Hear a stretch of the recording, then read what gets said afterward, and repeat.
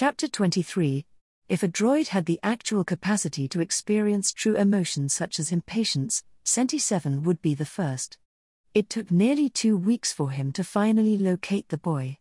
Once news and reports reached Senti-7 regarding the destruction of the prison complex and the abduction of young Zikalov, the droid-turned-assassin wasted no time in following.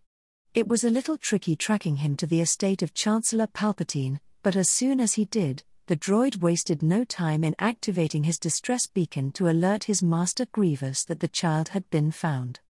He loyally trailed after his young master to the abandoned industrial sector of Mid-Coruscant.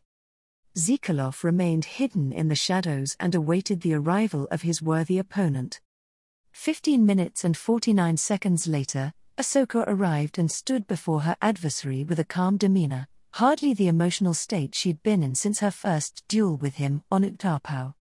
Senti-7 did not interfere or reveal his presence to Zikalov because he had been ordered by the general to only observe and protect the child until the boy's father came to retrieve them both.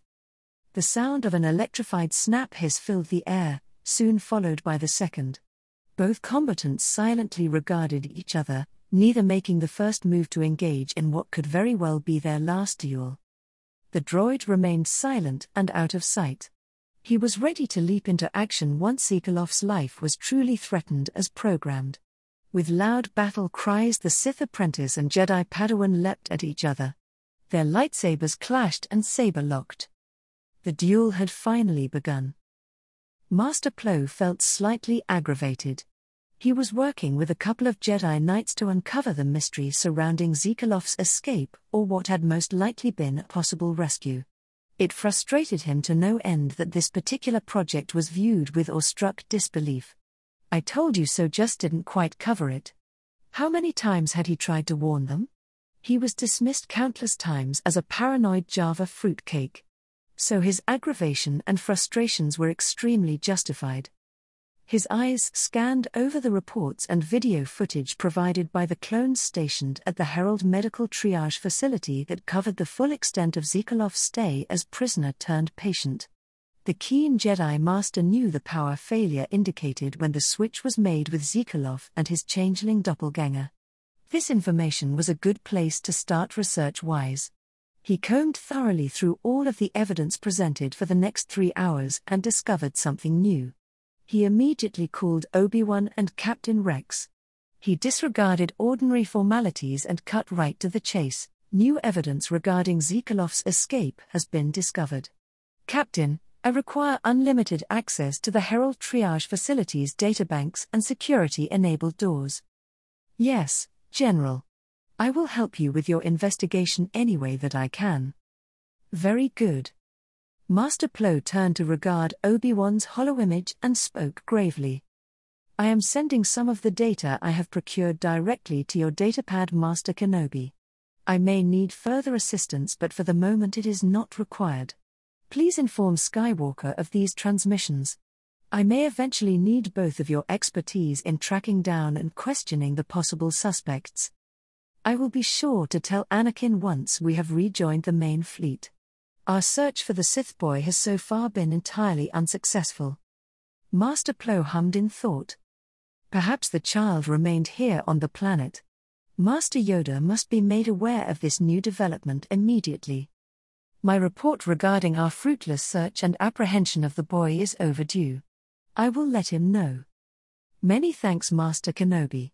Plo Koon bowed his head in thanks before cutting the transmission.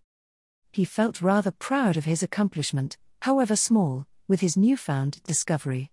He boarded a speeder and headed directly to the Herald Triage Facility. It was time for hands-on investigation. He was going to solve this mystery no matter how long it took. Rusty screamed in absolute agony as the shock baton was once again pressed against his exposed body. The clones had been stripped of their armor hours ago and now wore only rudimentary garments. The other clones were forced to watch the torture session taking place. The droid administrating the shock treatments was unmerciful. Rusty had been drenched in water and injected with a stim shot that set all of his nerve endings on fire and made his entire body overly sensitive before the electrocuting torment had even started. It made his experience all the more painful. General Grievous stood in a corner of the room and watched. He laughed gleefully a few times as he watched the agonized expressions contort Rusty's face. The other clones remained shackled across the room. Their expressions were easy to read. Dread, horror, and the look of hopelessness crossed each of them one by one, the longer Rusty's torture continued. Fear was instilled into each of them. Good. Soon the renegade clone leader was taken down from where he had been strung up with chains in the center of the large cell and was half carried and half dragged by a droid only to be shackled again and dropped unceremoniously on the floor. He was left barely conscious to lean against a wall far from his comrades' reach. He would have the honor of watching his fellow clone brethren suffer similar such fates, after which, he would soon be separated from them. In the future, one by one, each of them were going to be publicly executed in the most inhumane methods imaginable. The renegade leader had the frightening suspicion that he would be saved for last. Rusty was going to be left in complete seclusion and isolation. Once he regained his senses after hearing the tortured screams of his underlings, he would undoubtedly begin to crack. General Grievous planned to keep them alive for as long as possible. He made sure to prevent any of the clones from attempting suicide once their hellish horror slowly began to worsen. The Kaleesh cyborg turned to the unique droid model standing nearby and released a hacking cough. Commence torture methods 3 through 13 on each of them now. They are not to be killed and had better be alive when I return. Rip Claw. Grievous towered over the torture droid he'd named months ago. It was one of the best torture droids he had within the entire Separatist fleet. Once you are through dealing with the other clones, escort their leader into the next cell and keep him isolated. I will return in 3 standard days. During that time they are not to be fed. Heal the worst of their injuries after the clones display signs that they are near death, but not before. I will obey your orders with extreme pleasure, Ripclaw acknowledged with an almost pleased-sounding purr. He was a little like Senti 7 when it came to having a unique personality unlike the rest of the emotionless mechanical droids under Grievous's command. Ripclaw signaled the Magna Guards in the room to unshackle the clone named Scuds. He screamed death threats on them and attempted to punch and kick himself free, but after being shocked nearly senseless with the Magna Guard's electrostaffs, he went limp as they attached his cuffed hands above his head to the chains hanging in the center arena. His body was lifted 4 feet into the air. Scuds' body began to tremble when Ripclaw approached him with what looked like a whip made of leather. The clone tried to use his academy training to appear fearless but was failing miserably. Ripclaw released a pleased-sounding mechanical laugh and raised the whip. Scuds couldn't stop the pain-filled scream once the leather whip made contact with his bare back. A large red welt soon appeared and was soon followed by countless other swings. Rusty watched silently and appeared emotionless, although it pained the core of his heart with each scream that his subordinate released. He knew that Grievous wanted him to beg him to spare his clone brothers. He knew that the general would do no such thing regardless of what he might say or do. He remained quiet as he continued to observe the torture session with Scuds and appeared to be the opposite of who he truly was. Cold. Hard. Unfeeling. Indifferent. Heartless. General Grievous laughed cruelly with an occasional cough. I will now leave them in your loving hands, Ripclaw. The Kaleesh cyborg nodded before leaving the room. He turned to the Magna Guards posted at the doors. Be sure that our guests do not leave, although I find their freedom privileges have already been permanently revoked. Grievous laughed as he turned his back on the room and strode confidently down the ship's hallways and to the hangar bay. He ordered that the invisible hand return to neutral space, just a parsec shy of the Republic border 2 hours ago. His comlink unexpectedly issued a repeating chime and a flashing red light with each musical-sounding note. Senti 7's emergency beacon was active. His son had been found. Zikalov's father wasted no time in leaping into the dark shadow and jumped to light speed as soon as he was clear of the invisible hand. I'm coming, my son. He could only hope that he would reach Zikalov in time. His son was facing life or death. That was the sole reason that the emergency beacon had been activated. The boy was on his own for the time being. He had to trust that Senti 7 would keep him safe until he arrived. If it was a Jedi that Zikalov was facing or possibly dueling, there was little hope for him if he was still in his weakened condition. The Kalish cyborg hated to entertain the thought, but his next meeting with his son could quite possibly be a bloody one.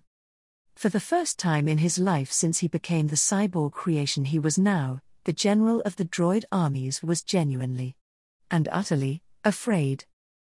Master Plo Koon entered the bustling Herald triage facility and walked up to the reception desk. "Ah, we have been expecting you, Master Jedi. Captain Rex ordered that you be given unlimited access to our building. Here, you will need this." The uniformed clone handed him an ID badge that could be used to swipe and enter any room within the hospital. "Thank you, Lieutenant. I trust my escort is on his way?" "Yes, sir. He should arrive any moment." As promised, the clone guide appeared a few minutes later. "Sorry I'm late, sir. I am glad to be of assistance and I'm proud to be at your disposal. Is there anything you require before we begin?"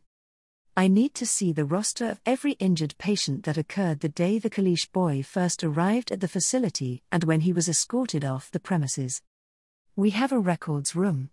I shall take you there." The clone sergeant nodded before he led the way. They soon arrived at the records room, which had both a computer terminal and boxes of data records. To Master Plo's surprise, there were also paper files stored in the corner of the room.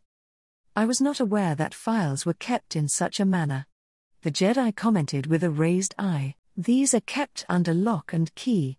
We have to keep a paper file in the event we are struck with an enemy EMP or a power surge fries our entire system. It's a safety measure. I thank you for your help. I believe I can handle it from here." "Yes, sir. If you require any further assistance, you can call me on this communicator." The clone handed the Jedi a personal handheld communications device. It looked much different than an ordinary comlink. The clone picked up on his silent query and answered the unspoken question. "These comlinks have a built-in frequency that is secure. It's a communications line that has not yet been broken or deciphered. Only the two of us will be using this line for the duration of the day." Intriguing. Master Plo turned the device over in his hands carefully with an admiring eye. "I will leave you to your work, Master Jedi." "Many thanks to you." The Jedi Master nodded his head once in approval. After the clone left, Master Plo accessed the computer terminal and reviewed the facility's visual recordings. He scrutinized every detail from when Zikalov first arrived to when the doppelganger left. He did spot a pair of clones walk in the direction of Zikalov's secured hospital room during the blackout and leave with a patient on a gurney. The security cameras had built-in night vision lenses. Wait a second, he rewound the footage another 3 times. That clone trooper on the gurney looked incredibly small. Smaller than an ordinary clone's. That had to be Zikalov in disguise. The 2 clones pushing the hospital bed had to be his rescuers. Master Plo deduced that they were rescuers and not kidnappers, seeing as how young Zikalov did not put up a struggle. Unless they drugged the child first. That was unlikely given that the footage revealed the boy was awake as they rolled him down the hall on a gurney. He now had visual evidence that Zikalov had been taken. How did 2 random clones free the boy without being detected? Captain Rex and Commander Cody promised the Jedi that every clone stationed at the complex were loyal to the core and would never do anything this unheard of. The 2 clones that rescued Zikalov were working for someone. Perhaps they were bounty hunters of human origin. That had been rather clever, using clone armor as disguises. It was still unsettling that 2 bounty hunters snuck past such heavy security at the station. The building went into lockdown. No one went in or out. Somehow, these 2 managed to do it. Master Plo's fingers flew over the keyboard as he pulled up video footage of the outside. To the rear of the building was a lone clone medical transport. The 2 clones rolling the gurney pushed the hospital bed into the rear of the vehicle and immediately took off. Unfortunately, the cameras could not get a visual of which direction the transport fled. Nevertheless, Master Plo knew they needed to track down the stolen vehicle and continue the investigation from there. The Jedi Master made copies of the video surveillance evidence and left the records room. He walked through the hospital complex and began his search for physical proof. Those 3 clone armored uniforms came from somewhere. And he was going to find out. It had been 10 minutes into their duel and Zekalov began to show signs that he was slowing. He struggled to parry and block Ahsoka's attacks and began to have trouble breathing. He couldn't let this stop him though. His very life depended on it. He sure as hell refused to allow an accursed Jedi to be the one to end his rather short life. Zekalov observed Ahsoka with a keen eye and looked for any sort of weakness. She was doing much better than him and did not show any signs of tiring anytime soon. That put him at an extreme disadvantage. He kept up with her at least as they continued to execute their deadly dance. Lightsabers twirled and clashed in the night. They bobbed and wove as their blades met each other and lit up the darkness with flashes of light. Only one of them was going to walk away from this battle. Zekalov could only hope and pray that it was him as his arms began to weaken. His hope was soon renewed when he saw that Ahsoka was also beginning to tire. The Sith apprentice knew that there was only one way to win. He summoned the dark side and allowed his hate to build and pulse around him in dark, angry waves. Was that a glimmer of fear he saw in Ahsoka's eyes? She undoubtedly felt the force flowing around Zekalov. She called upon the light side and attempted to encase herself in a protective bubble. It would have made the son of Grievous laugh if he wasn't so tired. The 2 combatants didn't bother wasting their breath or energy on snide remarks, taunts, or insults and focused only on the battle. Something unexpected happened that Zekalov wasn't prepared for. A force vision assaulted his senses and he knew he had to act upon it, fast. The short force-inspired vision that was the future determined their fates with a single blow. Zekalov locked blades with Ahsoka and disarmed her with a single move.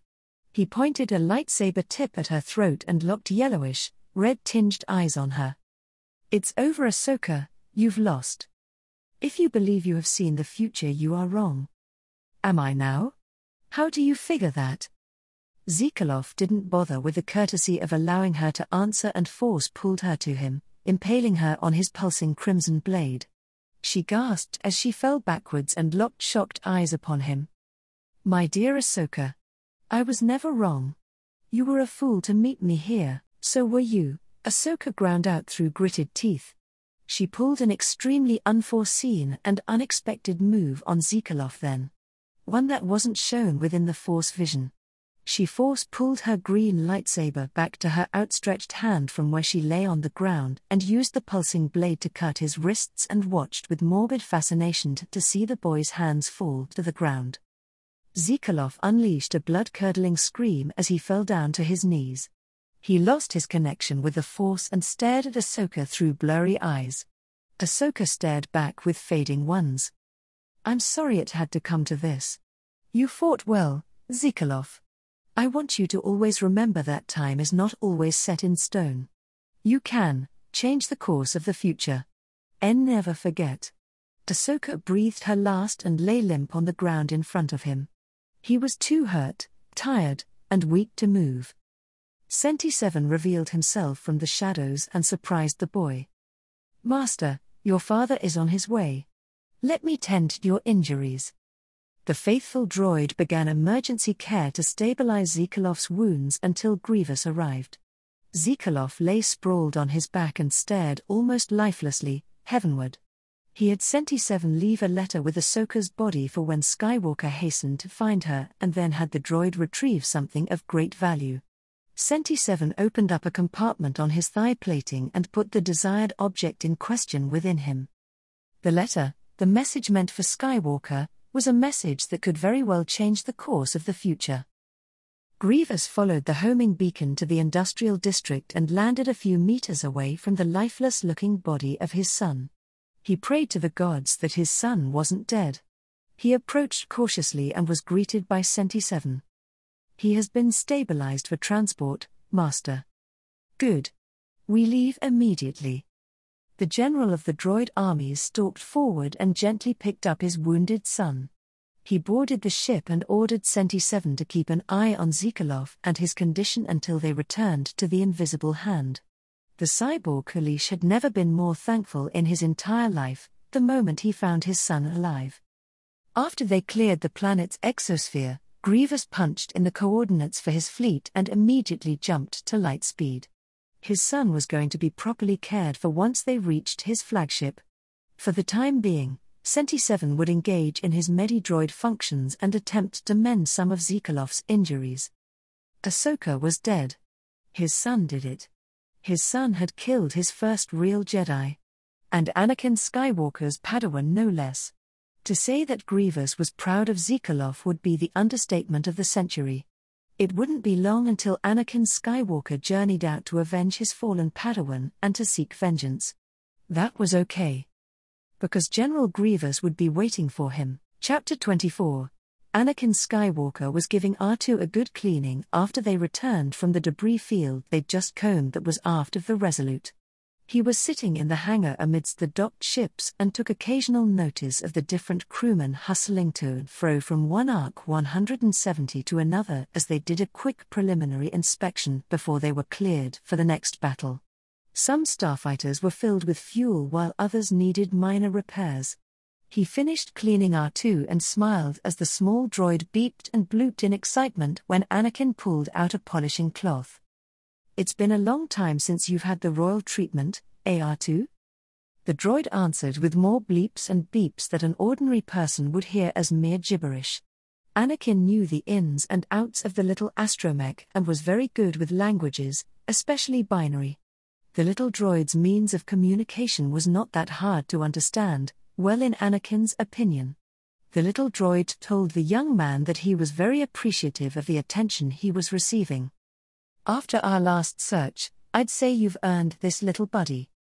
Anakin sprayed R2 with a polishing element and then took the soft cloth and began to rub it over his partner's domed head. He trusted this astromech with his life and so far R2 saved him. Well, truthfully, Anakin lost count how many times, which only proved how loyal and devoted the droid was to him. It was refreshing to have a droid that had a personality like 3PO. Those two were unique. They were his favorite droids since he'd practically grown up with them. He built 3PO as a child back on Tatooine that was originally meant for his mother. After he finished polishing his co-pilot, Anakin rolled up the cloth and lightly swatted at the blue and silver astromech. "All right now, go find 3PO and show him how snazzy you look," Anakin grinned as he watched the droid roll away. 3PO, the Golden Protocol droid, was sure to envy his companion's lustrous finish. Anakin was just finishing packing up his supplies when one of the strongest blows the Force had ever given him hit him like a wrecking ball and sent him crashing down to the ground with an agonized scream. "No. Oh God, no. Ahsoka. She was. No, it couldn't true." Anakin was motivated with the most fear he'd ever felt in his life as he scrambled to his feet and with tears in his eyes he ran to the command deck where Obi-Wan was speaking softly with Admiral Yelloran. He rushed up beside his master and looked pale as a ghost. "Master, please, did you feel?" Anakin stammered as his emotions swirled in a wild conundrum. Obi-Wan Kenobi looked downcast and put a hand on Anakin's shoulder and guided them both to a couple technicians' chairs and sat down. "Anakin, there is no easy way for me to say this. For I too am heartbroken by what has happened." Obi-Wan started slowly. Anakin Skywalker froze, barely breathing as he awaited the answer he was dreading to hear. "Ahsoka is now one with the Force." No. Anakin shook his head in denial as tears glistened in his eyes. "I'm sorry, Anakin," Obi-Wan spoke softly. He could only imagine what his apprentice was feeling. Losing his mother had been terrible enough. But now this. Anakin and his Padawan had been very close and had grown quite fond of each other despite the Jedi's code to avoid attachment. This was the very reason why such a code was enforced. It brought a Jedi peace when a close friend was lost and helped them avoid the temptation to use the dark side. "This can't be true. I left her in the Jedi Temple where she would be safe. She was found missing from her room this morning. Where did she go? Anakin was becoming incredibly distressed. Master Plo Koon and a band of Jedi Knights left their previous tasks and assignments to find her missing body. This can't be possible. No, I refuse to believe it. She's not dead. Anakin's lower lip trembled as tears cascaded down his face. He knew the truth, but he was in grief-stricken denial. I promised to keep her safe. She was supposed to be safe.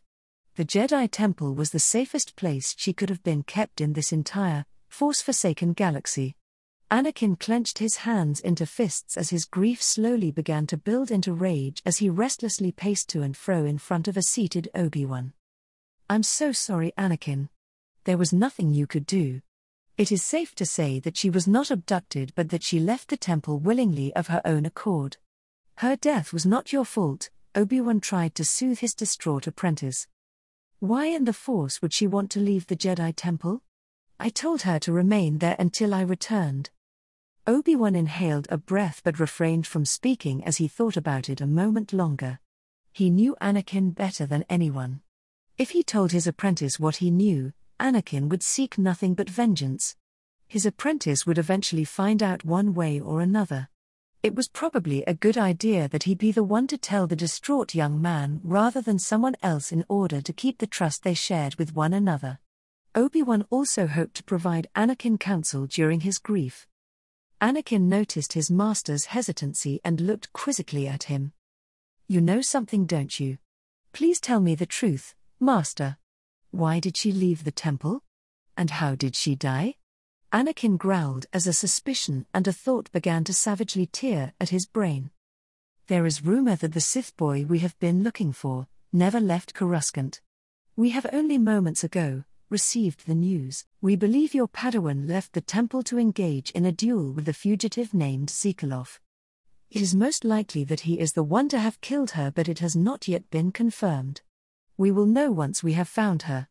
Until that time, you are to remain here. The Council has come to the conclusion that your feelings will cloud your judgment during this manhunt. But Master, no buts, Anakin.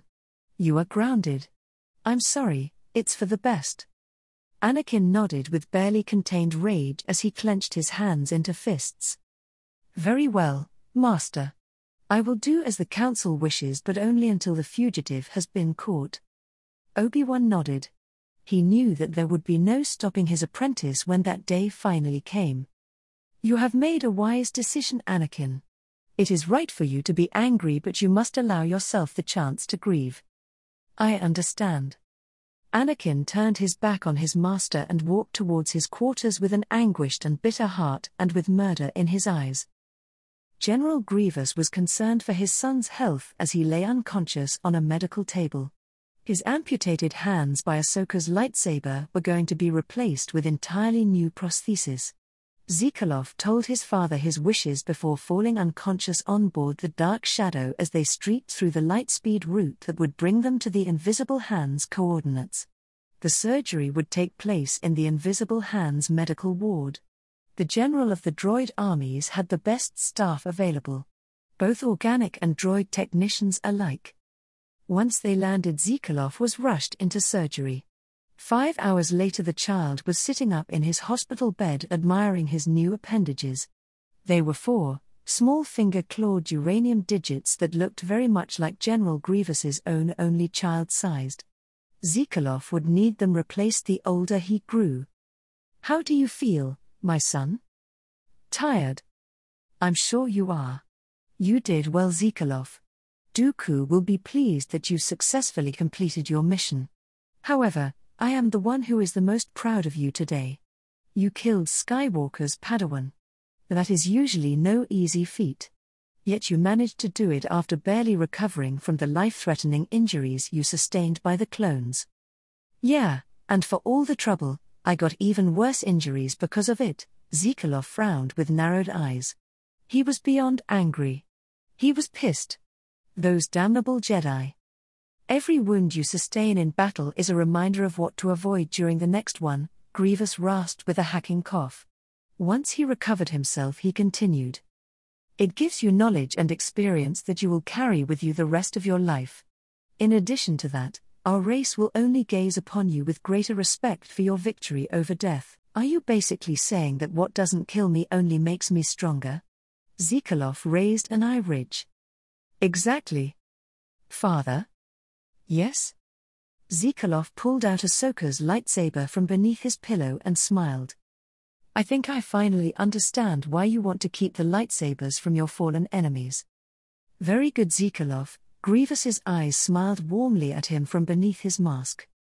And father? Grievous peered at him with curious eyes. Yes? I'm sorry, but I'm going to be keeping this one. I'm glad you see things my way. Grievous laughed long and hard. He had to stop after a coughing fit, which was disappointing. His son had been laughing with him. One of the medical droids entered the room and made a few adjustments to the prostheses that were now the child's new hands and instructed him on how to move and use them. The boy may have to endure 3 days of physical therapy. Otherwise the patient has a clean bill of health, the droid emotionlessly droned before walking out of the room. I have good news for you, Zikalov. Count Dooku has granted us a short leave of absence because of your victory. We will return to Cali for your 13-year-old celebration, where you will also be honored for your bravery and sacrifice as a new warrior. Grievous gazed fondly down upon his youngest son with a smile in his golden reptilian eyes. I'm happy, Zikalov smiled for the first time in weeks. It had been a long time since he felt this happy. Good. You have earned it. Now rest, my son. Grievous gently ran a loving hand through Zikalov's hair and lightly brushed his pointed ear, which made it reflexively twitch. To be truthful, the Kalish cyborg sometimes missed his old body, at least the bits and pieces of memory that he had concerning it. When Zikalov had been younger, he'd secretly imagined himself as a completely organic Kalish, holding and cuddling with his son, but that would have been him in another life. This was the life given to them, and they had no choice but to live it the way it was meant to. Zikalov began to rest in complete peace, and Grievous left the room to return to the bridge to set a course for Cali. He was just as excited as Zikalov that Dooku was even granting them this amount of time off, since the war demanded most of their attention. The Count assured him that others would cover his duties long enough for him to return. He and his son had approximately 2 weeks for rest and relaxation, which was rather convenient since the coming-of-age celebration lasted nearly the entire duration of 2 weeks. There would be a lot of hunting, feasting, dancing and gift-bearing for his son. Set course for Cali and jump to light speed, Grievous ordered the droids with the following cough. This uncontrolled coughing was another reason why he missed his old body. It was rather obnoxious and annoying. He leaned back and reclined in his command chair and stared out at the forward viewport to watch the streaking stars whiz past. His mind drifted off into a light rest, and if it was possible for him to dream, he would be dreaming of a past filled with laughter and a life alleviated from suffering. The clone prisoners suffered one agonizing torture method after another, and their screams pierced Rusty's ears from where he was confined in a solitary cell. He began shouting in desperation at the heartless clankers. Stop. Let them go. I will do anything. Please. In answer to his plea, Ripclaw came forth and retrieved Rusty from his cell. He locked him up in the torture room where the other 5 clones were chained against the wall. Many of them were bloodied with multiple wounds inflicted by who knew what. What had the renegade leader's strict attention was the bleak look on their pale, pained faces. That wasn't all he noticed. His subordinates refused to look at him. They all stared at the floor, some barely conscious. The torture droid known as Ripclaw locked the door on his way out, leaving the 6 clones to despair at their hopeless predicament. Status report, Rusty silently whispered. At first the other clones ignored him and chose to pretend he didn't exist by giving him the silent treatment for a good 20 minutes. That in itself drove Rusty mad. Tell me how you are doing, damn it. Why? What do you care? Clapper raised his head weakly to glare at his leader. You are the one who got us into this mess. Avalanche growled as he jerked against his restraints. If he wasn't locked in chains, he would have had his hands wrapped around Rusty's wretched throat. Maybe we should have listened to the kid, Swift weakly groaned as he lowered his head. Yeah, what was it he said? Oh yeah, hurting me will only bring upon you unspeakable pain. Thanks a lot, Rusty. This is not my fault. I didn't know this would happen. It was damn near impossible for Grievous to even get us. We were supposed to be executed the day after he nabbed us. How is this any better? Skid snarled in rage but then yelled as he jarred one of his wounds as he twisted in his chains. At least back on Coruscant we would have had a quick and painless death. Scuds growled before breaking into a cough. He was getting sick from something. Look guys, I know it looks bad, but as long as we stay alive, there's always hope. Now there has to be a way to escape. Forget it, Rusty. We tried countless times already. You want to know how that worked out? Skids frowned. He raised one hand to reveal 2 severed fingers wrapped in bandages. Rusty yelped and squirmed at the sight. Dear God, what happened, man? I tried to break free during a transition from this room to my own snug, cozy, private little circle of hell that is my assigned prison cell and got my fingers crushed between closing doors. Brother, I'm sorry. Rusty looked both sad and guilty. I just need to know if you are all okay right now. That could be defined in more than one way, Swift muttered to himself. We are alive, breathing, and talking to you. I guess that constitutes as okay. Avalanche growled in anger. Scuds broke into a coughing fit again and shook as a fever began to set in. He looked at Skids, who was chained up next to him with glassy eyes. Rusty was real worried now. What's wrong with him? We don't know. He was taken away for 3 hours. He returned to this room with not a mark on him. Scuds, what happened? What did these monsters do to you? Scuds shivered and wished he had a blanket. I don't know. There were a lot of needles, so many needles, liquids were shot into me. I don't remember much. The other clones remained silent as they internally debated and tried to figure out what that meant. Oh no, I know why he's sick, Clapper intoned gravely. What? Why? Clapper remained silent but looked up to meet Rusty's frightened face. Tell me. Clapper was loath to admit or even mention it, but everyone needed to know. They used Scuds as a biological warfare test subject. The 6 clones went deathly silent. Only Scuds' wheezing could be heard in the quiet room that had become the Chamber of Horrors. They had no way of knowing if this virus was going to be contagious and if this was how they were going to die. The room to their torture chamber opened and Ripclaw returned. He had a tray with filled syringes in his hands. All right, who's next? In 3 days the invisible hand arrived to Cali and remained in orbit above the planet. Zekalov now had complete functionality of his new prosthetic hands and was ready for the celebration to begin. He was pumped full of excitement, and the shuttlecraft that flew down to the awaiting village just wouldn't fly fast enough. He was more than eager to set foot upon his homeworld once again. Tekar greeted them as he usually did when Sheelal returned from a mission. He bowed respectfully and the elite guard lining both sides of the walkway saluted with their fists striking their chests over their hearts in unison and then outstretched their arms with palms facing out that confirmed their loyalty they had for Sheelal and his family for whom they were sworn to protect. The elite guard took their deactivated energy spears and stomped the poles hard upon the paved path next to their booted feet that led into the village with a loud clack. Their unified movements proved their extraordinary accuracy and seasoned discipline. Ever since the Huck War, Cali swore to never again be subjected to the horrors of war. They therefore ensured that they were prepared should a disastrous enemy assault descend upon their planet by training nearly ever able-bodied Kalish. Even some of the women were trained to fight. They needed to protect and defend the new generations yet to come or suffer the loss of an entire race. That's why it was important that children such as Zekalov came of age and learned how to fight by honing their skills as a hunter first. The son of General Grievous had triple the experience of the other Kalish boys his age thanks to his Sith training and his father's lessons while he'd been very young. That only made him one of the most legendary warriors that Kali had ever seen since Sheilal claimed the title all those years ago.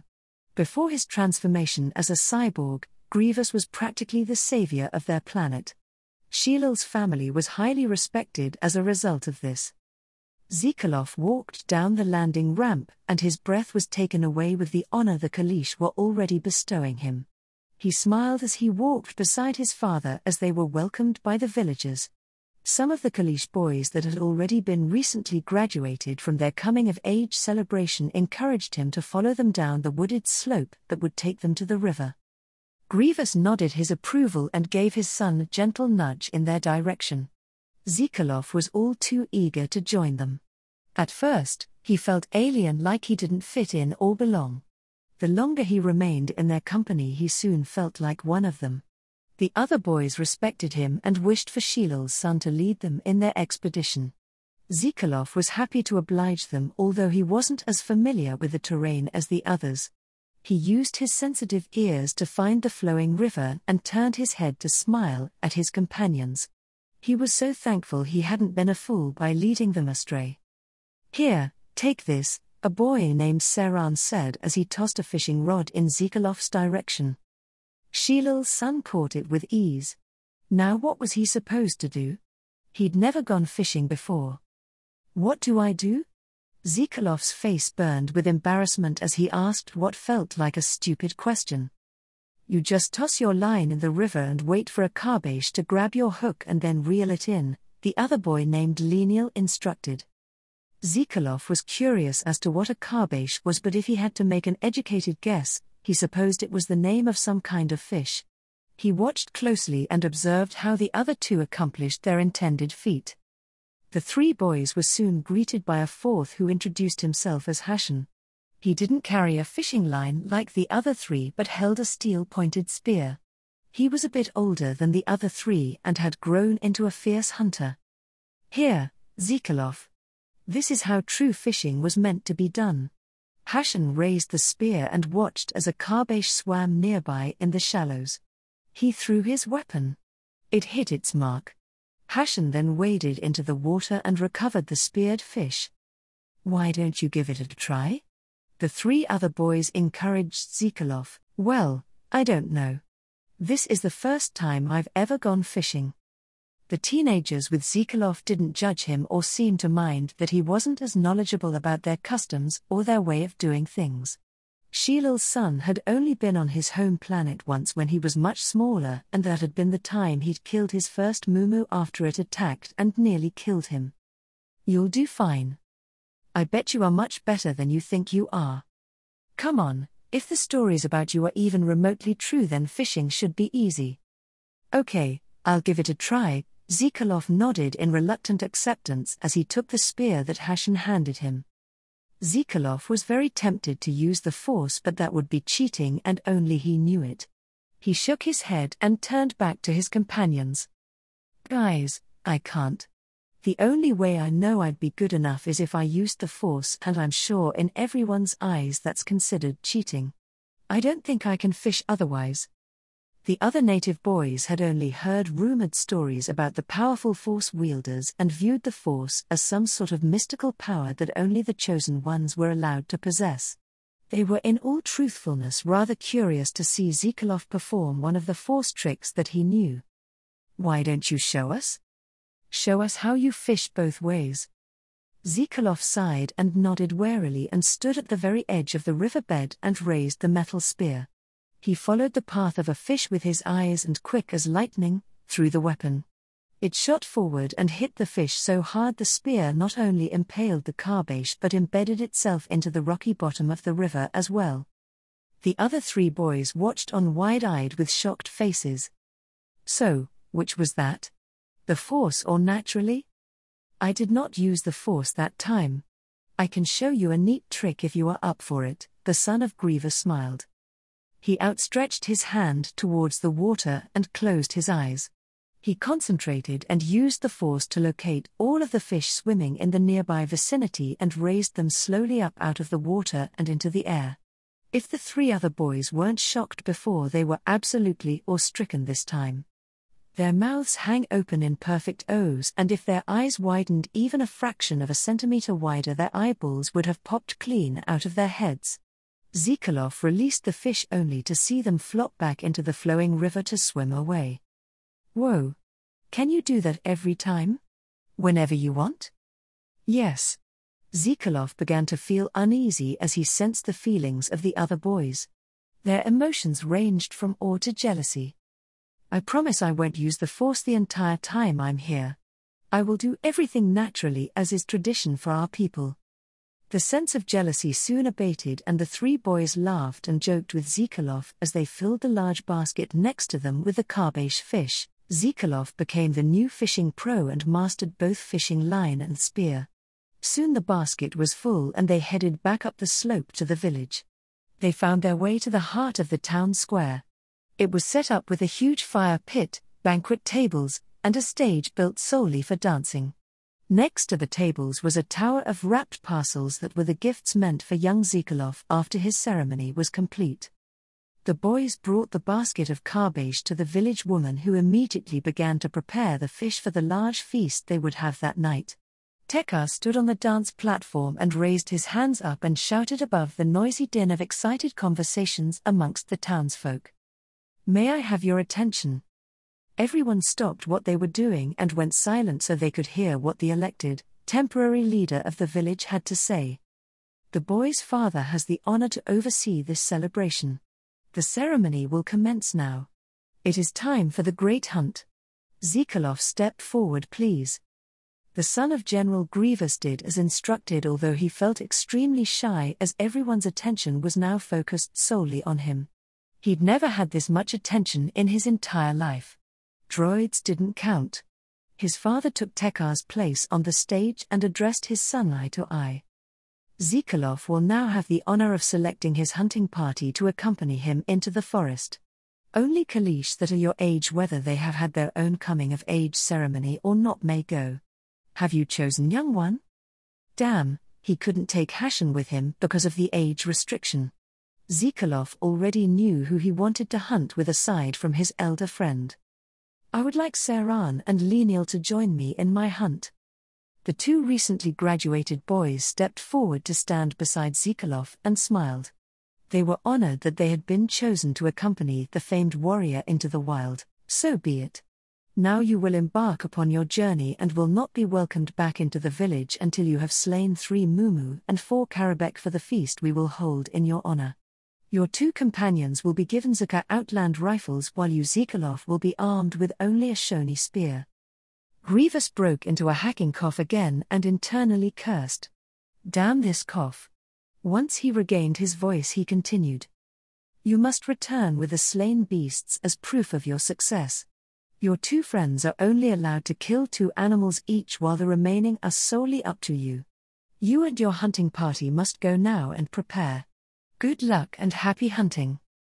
The townsfolk cheered and patted Zikolov on the back as he was led out of the town square by Tekar and his father. They entered Shilil's old home, where Tekar had traditional Kalish garments. His father told him to leave his lightsaber with him and to change out of his Sith attire and into the hunter's garb made of leather and suede karabak hide. After he was changed, he was brought into the central square again, where he met up with his 2 newfound friends that were also dressed for the hunt.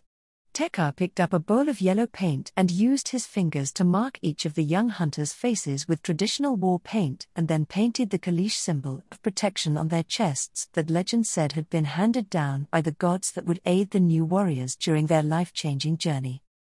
Go now and may the gods smile on you, Tekar loudly announced with pride. The village cheered and made way for the newly armed trio, opening passage from the village to the dense forest. They stood before 2 of the elite guardsmen that stood watch at the village border, and they saluted Zikolov. The energy door was opened and the 3 ventured out together into the forest. So began the great hunt of Zikolov Quilamek Shilil.